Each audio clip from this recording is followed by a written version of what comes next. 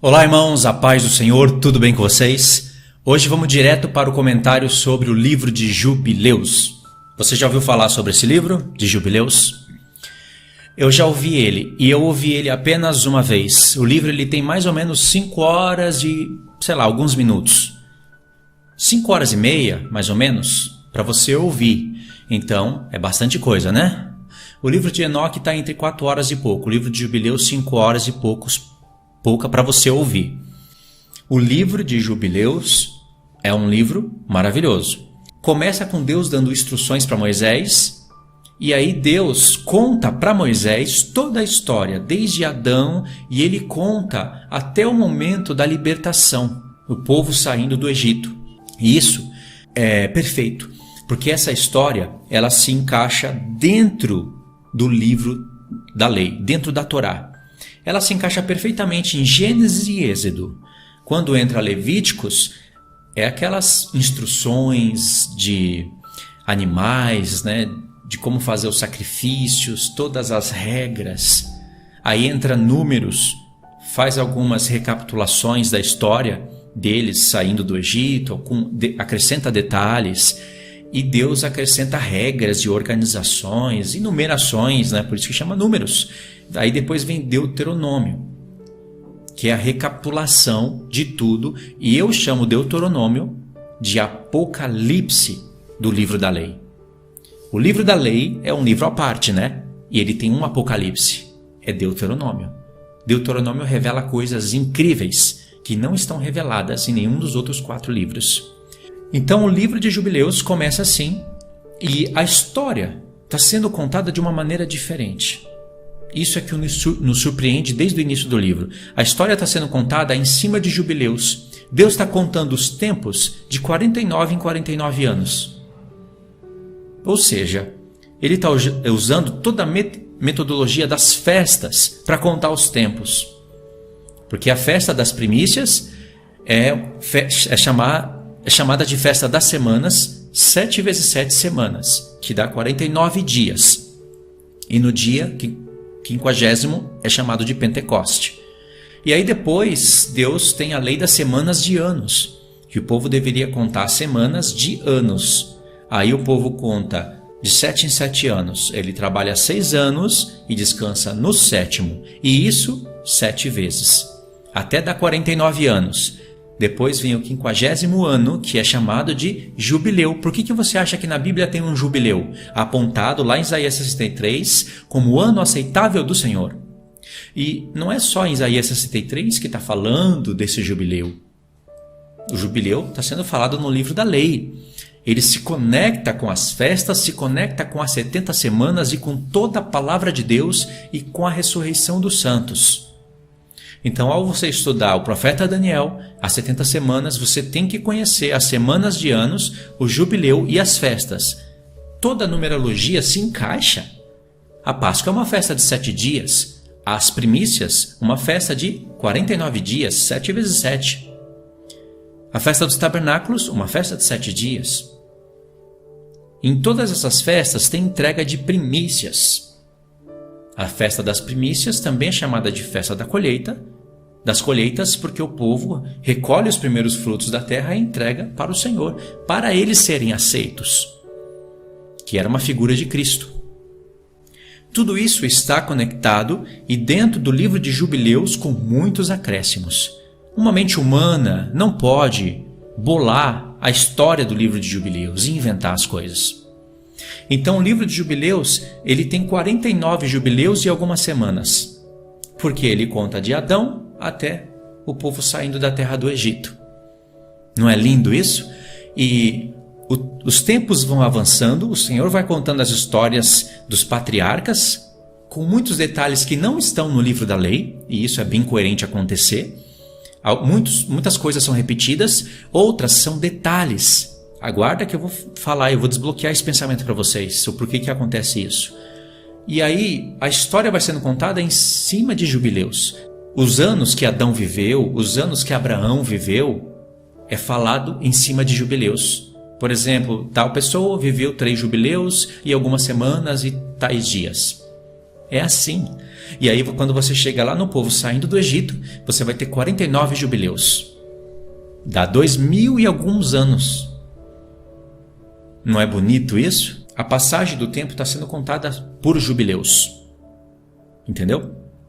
E quando você olha de Adão até 6001, que é onde começa o 7º milênio, nós temos 120 jubileus. E isso é interessante. Vai dar 120 jubileus. Quando Deus foi falar para Noé, Noa significa descanso. Quando Deus foi fazer aquela figura, aquela mensagem em cima de Noé, onde ele destruiu todo o pecado do mundo no dilúvio e fez uma nova humanidade da descendência de Noé e dos seus filhos, ficou uma mensagem para o futuro. Essa mensagem é falada por Pedro, por Paulo. Se eu não me engano, né? Não sei se o Paulo chegou a falar disso, mas Pedro falou com muita clareza. E nós sabemos, né, que Noa significa descanso, então Deus deu um descanso na terra. Serviu de prefiguração para o futuro. Só que agora no futuro Deus não destrói mais a terra no dilúvio, e sim com fogo. Por que eu estou falando de Noé? Presta atenção, Gênesis capítulo 6 diz o seguinte: como se foram multiplicando os homens na terra, e lhes nasceram filhas, vendo os filhos de Deus que as filhas dos homens eram formosas, tomaram para si mulheres, as que entre todas mais lhes agradaram. Então disse o Senhor: o meu espírito não agirá para sempre no homem, pois este é carnal, e os seus dias serão 120 anos. Aí vocês sabem da história aqui, né? Ora, naquele tempo havia gigantes na terra. Essa história já foi explicada pelo livro de Enoque. O que o Senhor está falando aqui para a gente? Os dias do homem serão 120 anos. Tem duas interpretações aqui e pode ser que as duas tenham concordância e não que elas estejam se contradizendo. Primeira interpretação, que desde o dia em que Deus falou com Noé até o tempo em que ele construísse a arca, teria 120 anos na terra, e aí Deus iria eliminar os homens da terra. Essa é uma interpretação. Pode ser que seja realmente verdade, né? Eu não tenho como confirmar isso, mas é uma primeira interpretação. Como se Deus estivesse falando para Noé: daqui 120 anos eu elimino os homens da terra. A segunda interpretação, que eu acho bem coerente: os homens viviam muito tempo nessa era, e depois disso os homens passam a viver bem menos. Aliás, essa história está relatada com mais detalhes no próprio livro de Jubileus, que tem muita informação. Mas nós sabemos que isso é fato, né? Os homens viviam até 900 e tantos anos, mas passaram a viver pouco. E hoje nós sabemos que o homem não vive mais de 120 anos. É uma revelação. Por que Deus escolheu falar 120 anos? Vocês sabem que tem pessoas, principalmente lá no Japão, que vivem 110 anos. Eu não sei qual é o homem que viveu mais, ou a mulher, mas ninguém passou de 120, não é? Ainda que passasse 122, 123, irmãos, é o limite que Deus estabeleceu, entendeu? Não tem problema se passa 2, 3 anos. Deus mentiu porque viveu 5 anos a mais. Pelo amor de Deus, vamos ao bom senso. Ninguém vive mais de 150 anos nessa terra, 200. E era uma coisa totalmente normal antigamente. Ter 500 anos é chegar na metade da vida, 400 anos. Hoje não. Então foi algo que Deus estabeleceu. Mas por que 120 anos? Ora, no Salmo 90, que é o salmo mais completo para revelar os tempos, um salmo cheio de revelação, e quem tem a revelação desse salmo para a escatologia, para o tempo final, tem que se lembrar disso que eu estou falando em Gênesis. Lá diz que os dias da vida do homem é 70, quando muito 80. É 70. Até 80 é enfado. Mas os homens não vivem mais que 80 anos? Irmãos, vocês têm que entender o que Deus está falando. É uma realidade. A maioria dos homens hoje vivem nessa média. 70 anos. E os que conseguem saúde, os que cuidam da saúde, que não passaram a vida nas noitadas, que comeram bem, se alimentaram bem, fazem exercício físico, tomam sol, vivem 70 anos e ainda com saúde, mas depois já começa a vir um enfado, o cansaço, e quando muito 80. E se passar disso, irmãos, é só dor de cabeça, não dá nem prazer mais viver. a não ser que Deus esteja com aquela pessoa, como estava com Moisés, não deixou os olhos de Moisés se envelhecerem. Caleb disse que aos 80 anos ele se sentia com a força de um rapaz de 40 anos. Caleb não estava mentindo. E nem Moisés falou: Caleb, você está com 80 anos, você vai falar que pode entrar em combates, entrar e sair com a mesma força de uma pessoa de 40? Não dá, né? Moisés não falou isso porque Moisés viu que o que Caleb falou para ele era a verdade. Então tem que olhar os dois pontos de revelação. Se Deus falou que a vida do homem é 120 anos, num ponto, e no outro 70, quando muito 80, tem revelação para os dois lados. E vocês já estão entendendo qual é o tipo de revelação, né? Os 70 e 80 anos é um outro tipo de revelação, que eu não estou explicando aqui agora, mas eu sei que muitos de vocês estão entendendo isso. Então por que Deus está falando de 120 anos? Porque Deus já daria um toque para a gente no livro de Jubileus, que 6.000 anos são 120 jubileus, querendo dizer assim, é uma mensagem agora, uma camada de revelação mais avançada, como se Deus estivesse falando para Noé. Noé não entenderia, mas lá no futuro, os seus apóstolos, os seus santos, nós entenderíamos. Noé, os dias da vida do homem é 120 anos, mas eu estou contando anos de jubileus. Quando der isso, eu trago o descanso na terra. Não você, Noé. Você vai ser uma mensagem para o mundo, uma parábola. Eu vou trazer um descanso na terra. 120 jubileus e vem o descanso. E Deus já nos deu o exemplo que de Adão até a libertação do povo do Egito foram 49 jubileus. Irmãos, vamos usar o bom senso? Que mensagem é essa? Isso é incrível. Agora vamos para os detalhes que se encontram dentro desse livro. E eu pontuei aqui alguns. A profecia dos 120 jubileus. Não está escrito 120 jubileus, mas Deus queria que nós somássemos, não iria demorar muito tempo para os santos começarem a juntar as peças do quebra-cabeça. Profecia dos 120 jubileus, baseada em 49 jubileus, que é a história do livro dos jubileus. E eu acrescentei essa parte aqui do homem que vive 120 anos. Está vendo como Deus não fala nada por acaso? Existe sim uma interpretação e um cumprimento literal para o que Deus falou, mas o espiritual é muito mais avançado. Mas precisamos entender o literal também. Ponto 2. As obras de Deus em 22 obras.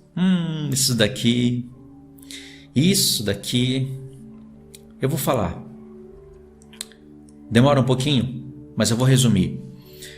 A pessoa que está contando o livro, narrando o livro de Jubileus, ela está fazendo uma contagem das numerações, dos números das obras de Deus na criação. É muito detalhista esse livro. Pode crer que ele é cheio de detalhe. Gênesis, Êxodo, a Torá é um resumão para o povo não se perder em águas profundas. É um resumão. Se você quiser mais detalhes, você vai no Jubileus. E se você quiser mais detalhes, o próprio Jubileu te faz referência para o livro de Enoque. Por isso que os dois livros estão fora da Bíblia. Por que ele está contando as obras de Deus em 22? E ele fala que de tal pessoa até tal pessoa foram 22 cabeças. E as obras de Deus foram 22. Por que esse destaque nesse número 22? Em numerologia profética, o número 21, ele significa milênio. E o número 22, ele significa eternidade. Por quê? A festa dos tabernáculos começa mês 7, dia 15.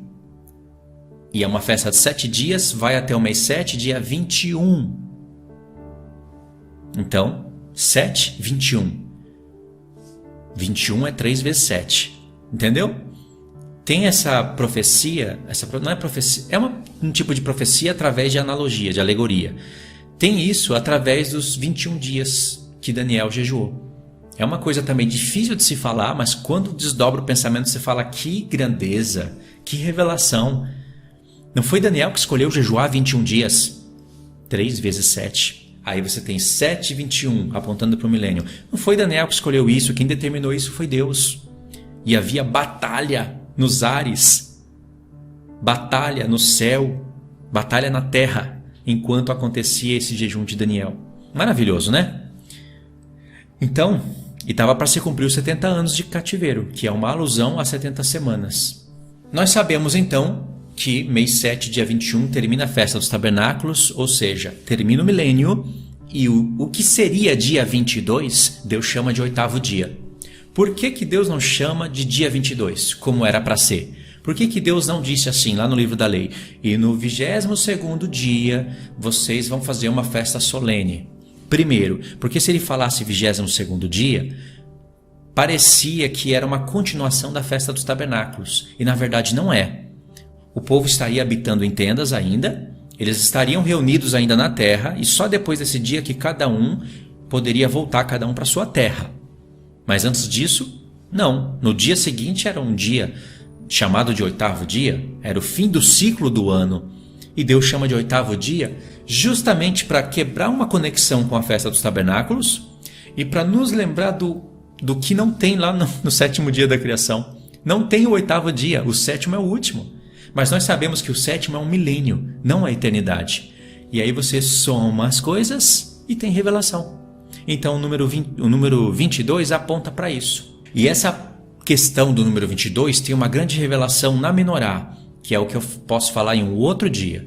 Lá na Menorá tem ali a data da festa dos tabernáculos, tem as 7 igrejas, o 7 milênio, as 7 festas, os números, tem tudo através dos detalhes ali. É uma peça incrivelmente reveladora.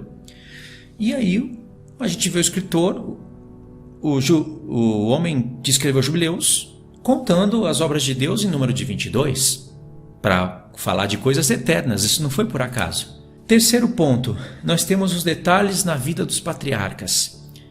E o que eu vou falar aqui, qualquer pessoa de bom senso vai concordar.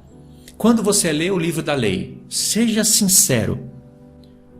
A vida dos patriarcas, que não é o que é mais importante, não é a vida de Abraão que profetizava a nova aliança.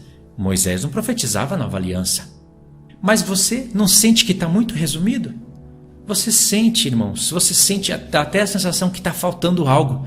Não é possível. O mais importante está aqui, mas está faltando algo.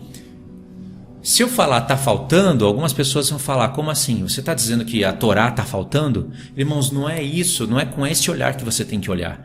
O que tem ali na Torá é um resumão e é o suficiente para você entender as coisas. Só que tem mais detalhes, mas Abraão não viveu só aquilo que está na Torá.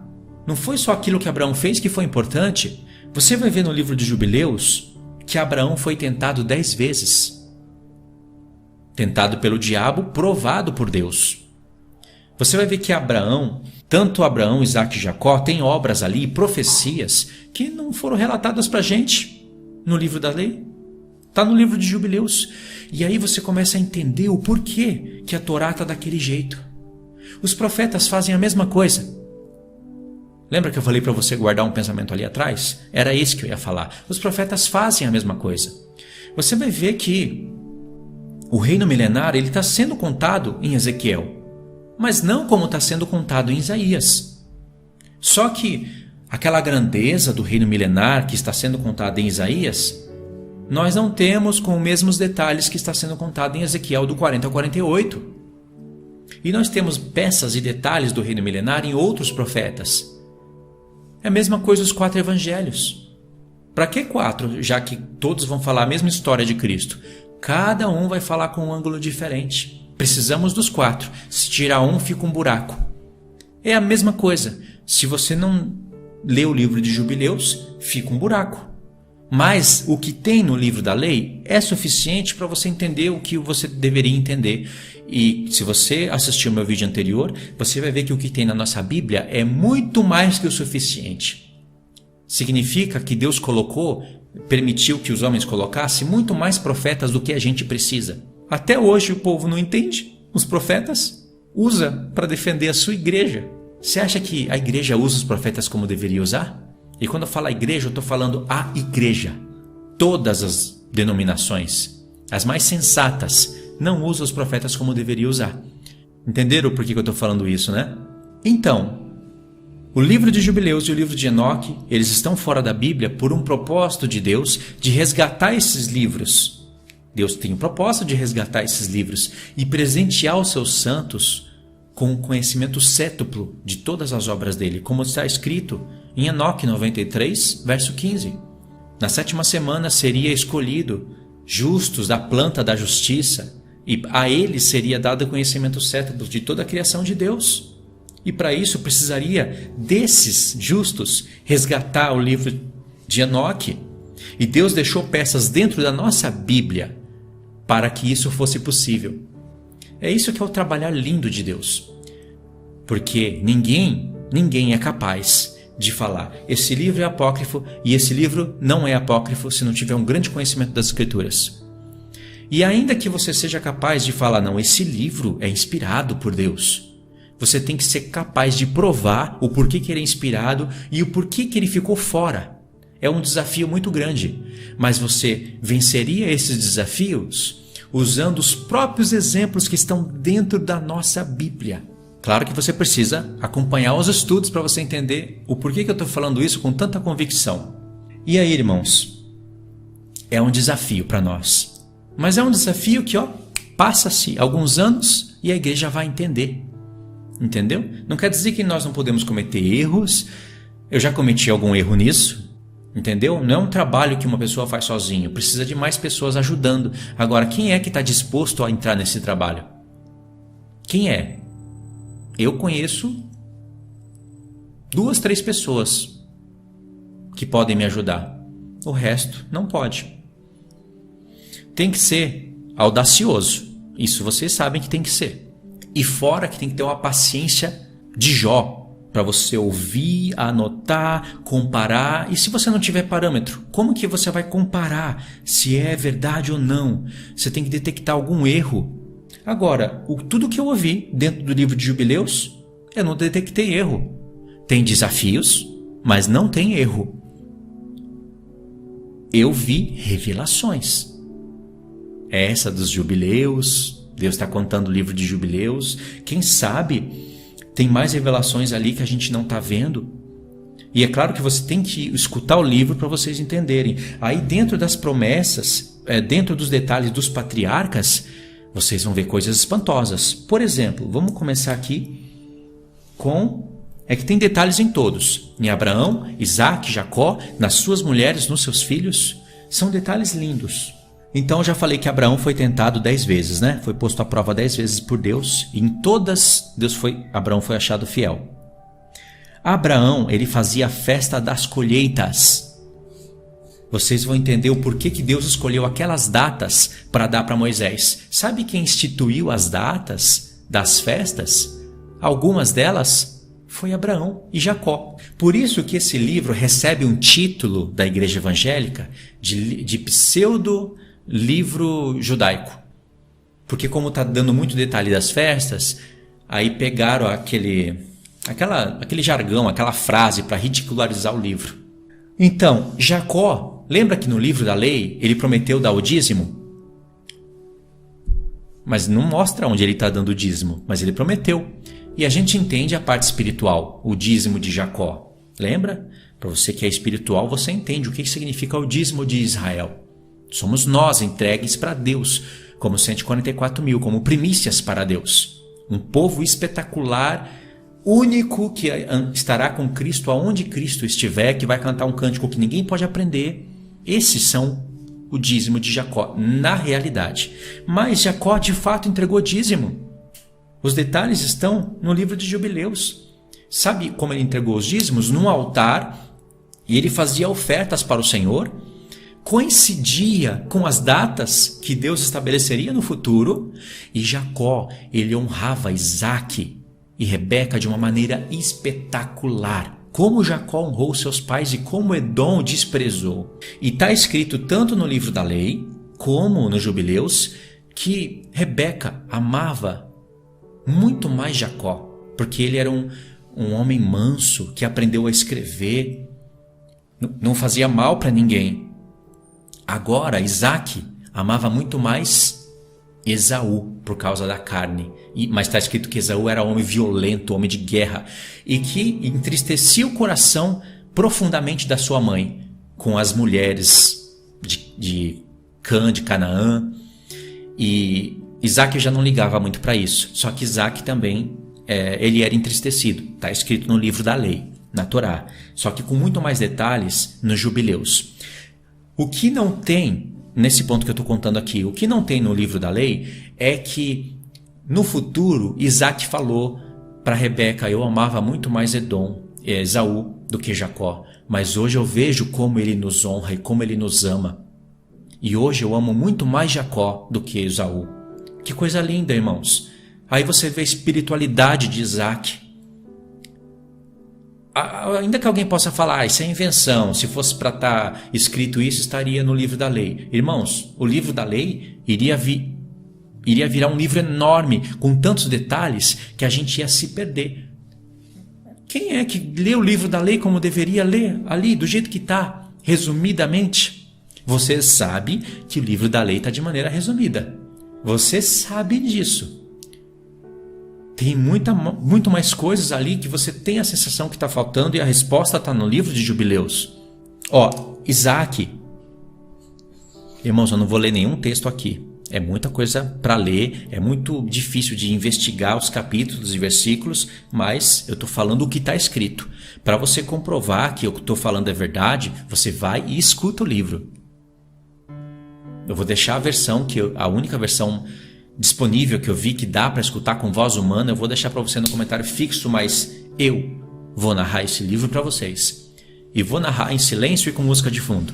E vou narrar ele e vou narrar Enoque, se Deus permitir. Pelo menos eu vou me esforçar. Isaac, ele fez uma profecia em Judá e em Levi. Isaac profetizou que haveria um santuário de Deus. Que coisa linda!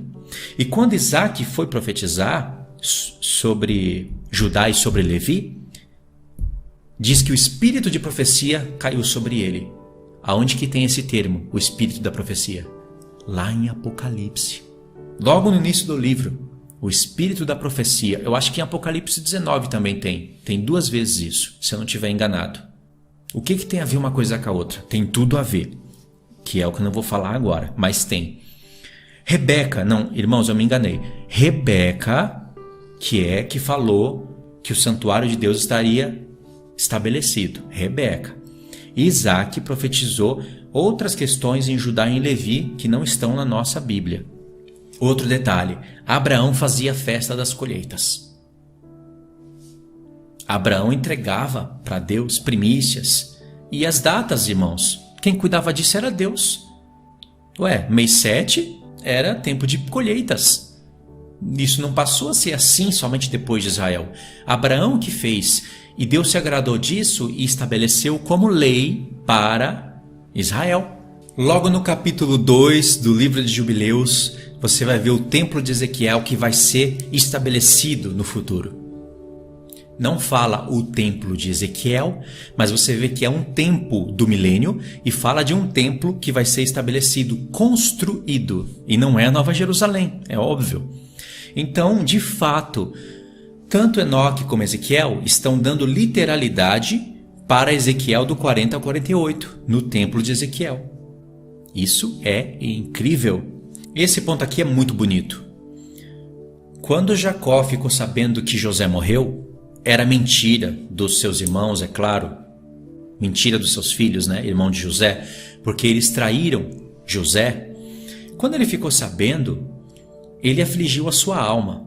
Foi uma dor muito grande no coração dele. Presta atenção.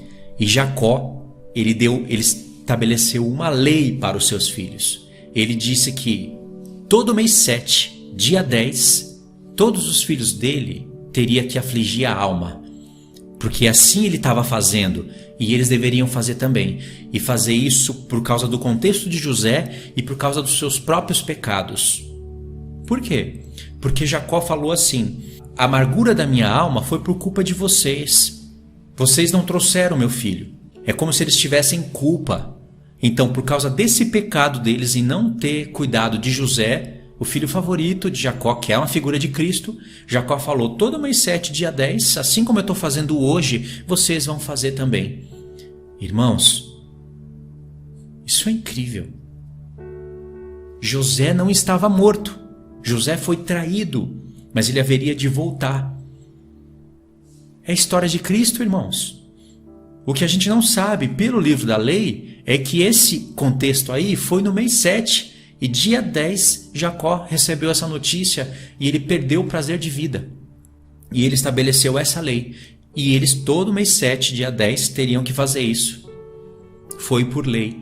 O que Deus, claro, contou uma história em José, né? O salvador do mundo, aquele que é traído pelos seus irmãos e que pela primeira vez os seus irmãos não reconhecem ele, mas pela segunda vez os seus irmãos reconhecem. E ele é levado da cova, do poço que ele foi jogado, ele foi levado até o trono de Faraó, que era uma figura do pai, aquele Faraó era bom, e abaixo dele, só acima de Faraó não teria ninguém, e abaixo dele teria José. É igual o pai e o filho, uma figura tremenda, e isso a gente não sabe. Aí você vai ter a coragem de falar que um homem inventou isso? Por que um pseudo-judaico iria inventar essa história em cima de José, que iria dar mais pé para falar de Cristo? Jacó, ele entregava as primícias para Deus e já estabeleceu isso por lei. As primícias você sabe, né? A festa das primícias é depois da festa da Páscoa e dos Asmos, vem primícias. No Pentecoste nós não temos nada, eu não vi nada aqui, né? Deus acrescentou mais detalhes. Mas depois das primícias tem o mês 7, dia 10. Olha aí, irmãos. A festa das trombetas foi Deus que estabeleceu. Eu não vi nada de trombetas aqui. Mas você vê que Abraão já estabelecia algumas leis e Jacó estabelecia outras. E assim foi formando o que chegaria nas mãos de Moisés e Moisés passaria de lei para o povo. Essa lei serviria de aio até apontar para Cristo quando ele viesse. E essas coisas nos apontariam os tempos determinados para a sua volta, nos revelando os detalhes do que aconteceria, do que haveria de acontecer, e assim foi remontado o livro do Apocalipse. Isso é tremendo, espetacular isso. Tem mais uma história linda e tremenda no contexto de vida de Jacó, Raquel, Isaac e Esaú. Mas é uma história que dá trabalho e dá tempo, precisa de tempo para falar, mas é uma história linda. E eu vou deixar ela para um próximo vídeo, já que eu falei muita coisa de início. E para vocês entenderem, para ficar provado pelo nosso livro, pela nossa Bíblia que nós temos aqui, que algumas coisas que Deus fazia na vida de Abraão, Isaac e Jacó já ficaria de lei para quando Moisés viesse e daria para os filhos de Israel, vamos ler Gênesis capítulo 28. Presta atenção nessa revelação que tem aqui. Isaac chamou a Jacó e, dando-lhe a sua bênção, lhe ordenou, dizendo: Não tomarás esposa dentre as filhas de Canaã. Levanta-te e vai a Padã-Arã, a casa de Betuel, pai de tua mãe, e toma lá por esposa uma das filhas de Labão, irmã de tua mãe. Deus Todo-Poderoso te abençoe e te faça fecundo, aqui é a palavra Efraim, e te multiplique para que venhas a ser uma multidão de povos. Agora Isaac está de fato entendendo que Jacó haveria de ser uma multidão de povos. Como? No mesmo minuto que Deus apareceu para Jacó, lá em Gênesis 35, do 9 ao 11. E ele abençoou Jacó e trocou o nome de Jacó para Israel, disse: de você sairá multidão de povos. E Israel, multidão de povos. Israel, igreja. É fato isso. Fala, dos lombos dele sairiam reis. E no livro de Jubileus, fala com mais detalhe ainda. Fala, esses reis julgarão os povos conforme a sua vontade, e acrescenta detalhes incríveis. Verso 4. E te dê a bênção de Abraão, a ti e a tua descendência contigo, para que possuas a terra das tuas peregrinações, concedida por Deus a Abraão. Assim, despediu Isaque a Jacó, que se foi a Padã-Arã, a casa de Labão, filho de Betuel, arameu, irmão de Rebeca, mãe de Jacó e de Esaú. O que você encontrou aqui? Você sabe que Jacó está honrando seu pai e sua mãe. Porque o contraste da leitura aqui, você vai ver que Esaú desonra e Jacó honra. Olha o que Esaú fez. Vendo, pois, Esaú que Jacó abençoara Jacó e o enviara a Padã-Arã para tomar de lá esposa para si, e vendo que, ao abençoá-lo, lhe ordenara, dizendo: Não tomarás mulher dentre as filhas de Canaã, e vendo ainda que Jacó, obedecendo a seu pai e sua mãe, fora a Padã-Arã, sabedor também que Isaque, seu pai, não via com bons olhos as filhas de Canaã, foi Esaú à casa de Ismael, e além das mulheres que já possuía, tomou por mulher Maalate, filha de Ismael, filho de Abraão, irmã de Nebaiote.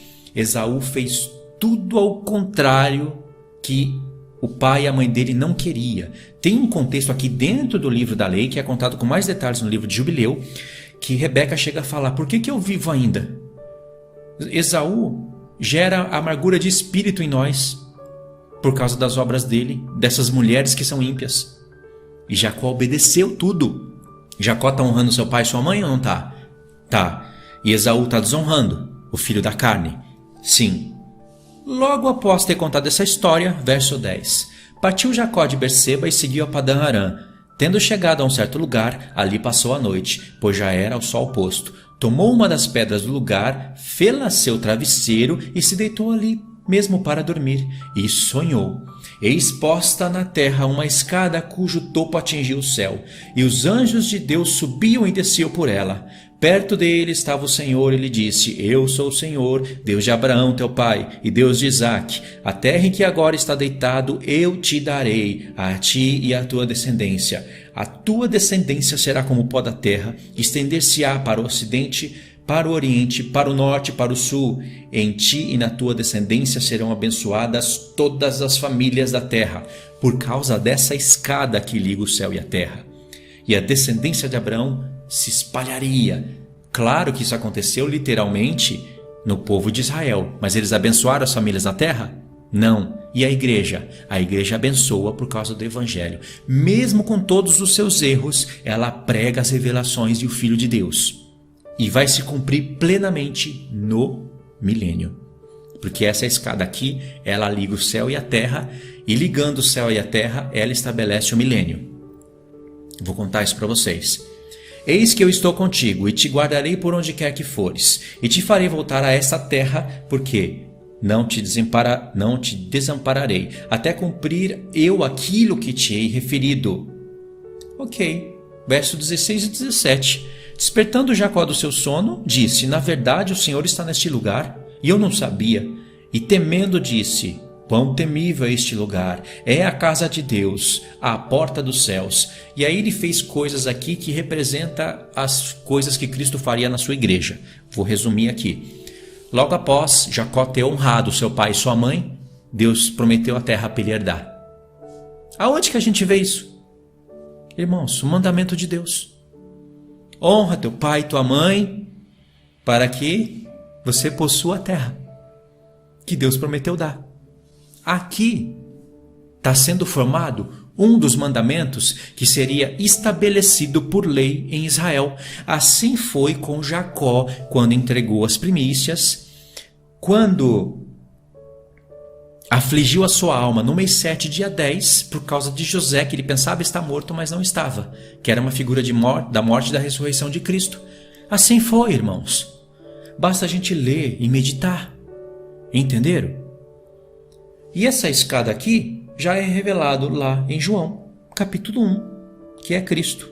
João 1, verso 49. Então exclamou Natanael: Mestre, tu és o Filho de Deus? Tu és o Rei de Israel? E ao que Jesus lhe respondeu: Por que disse que te vi debaixo da figueira, crês?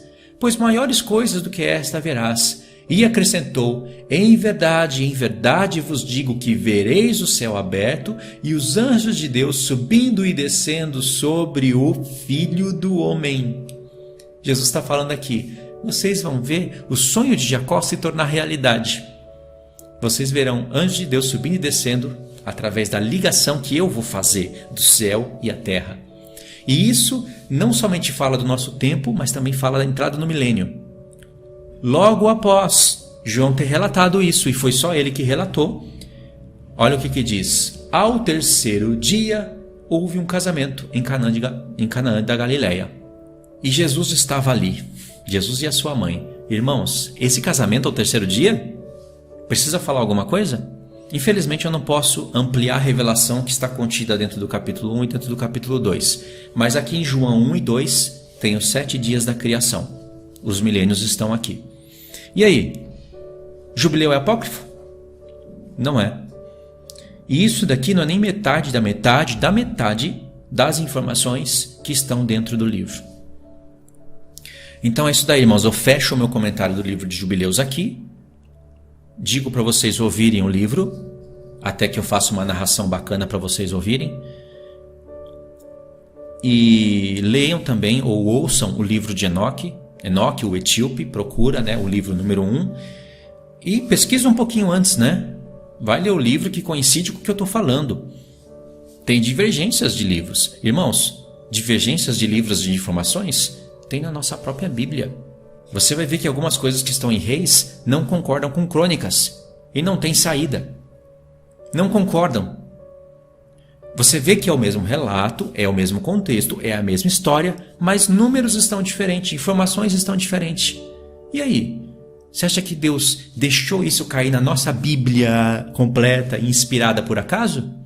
Isso te bota à prova. E aí, você vai escolher ficar com Reis ou com Crônicas?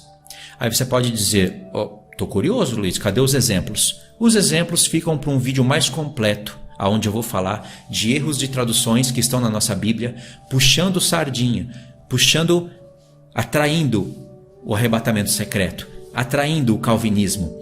E para isso ficar mais fácil, eles não só mudaram textos e acrescentaram palavras dentro da nossa Bíblia, como também tiraram livros que reprovam diretamente as coisas que eles pregam, como Enoque e Jubileus. Aí você pode dizer, mas nós temos outros livros na Bíblia que também reprovam. Mas esses reprovam com mais clareza, principalmente Enoque. Então não fica difícil pregar heresias. Aí eu vou separar e mostrar no aplicativo que eu tenho, que vai ser igual ao My Bible, qualquer um que vocês podem ver. Vocês vão ver que esses erros estão. E Deus é o Deus que era um inspirador da história. Ele que inspirou. E aí, Deus inspirou, a Bíblia está com um monte de erro? Ao ponto de mudar uma frase e ela trazer uma heresia para dentro da igreja? Deus permitiu. Deus não é covarde. Deus não vai controlar todas as ações dos homens de maneira que algum queira fazer alguma tendenciosidade, ele vai e barra. Não vai fazer isso. Mas ele vai restaurar. Entendeu? Esse é o plano dele. É a glória dele. Mas Deus também tem o poder de trazer esses livros de volta e desafiar todo qualquer pensamento que se levanta contra a verdade. Nos dando poder, com exemplos dentro da nossa Bíblia, para vocês entenderem o porquê que esses livros ficaram fora da Bíblia e como que Deus tinha a intenção de resgatar eles através de muitos desafios e presentear os seus santos. E agora eu vou fechar esse vídeo com uma revelação que para alguns vai ser revelação, para outros vai ser escândalo, mas é uma revelação espetacular. Logo, nos primeiros capítulos de Jubileus, disse que quando Adão foi expulso do paraíso, Deus fechou a boca dos animais para que eles não falassem mais. Vocês acham que Deus não tem o poder de fazer os animais falarem?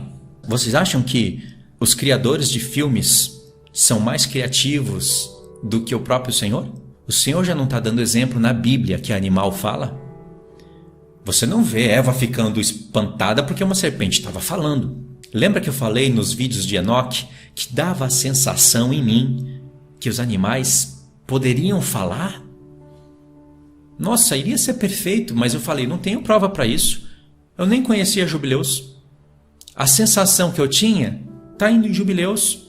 Por que eu tinha essa sensação? Primeiro, porque Eva não ficou espantada. Devia uma serpente falando, tudo bem, poderia, e nem Balaão ficou espantada quando o animal falou com ele. Tudo bem, poderia ser apenas uma sensação e algo que Deus não quis explicar. Deus não quis relatar o espanto de Eva e resumiu. Então a gente tem que acreditar, o diabo se incorporou na serpente, que era um animal, está escrito que era um animal e o mais astuto deles, e a serpente não se rastejava, ela tinha pernas, se incorporou e seduziu Eva. Tinha que acreditar assim. Mas, quando o Jubileu diz pra gente que Deus fechou a boca dos animais para eles não falarem mais, tá explicado. Está explicado, porque quando Deus quis repreender Balaão, ele fez uma jumenta falar. Não foi apenas para usar um jumento para repreender a loucura de um profeta. Você vê 2 animais falando já. Aí você pode dizer, mas eu prefiro acreditar assim.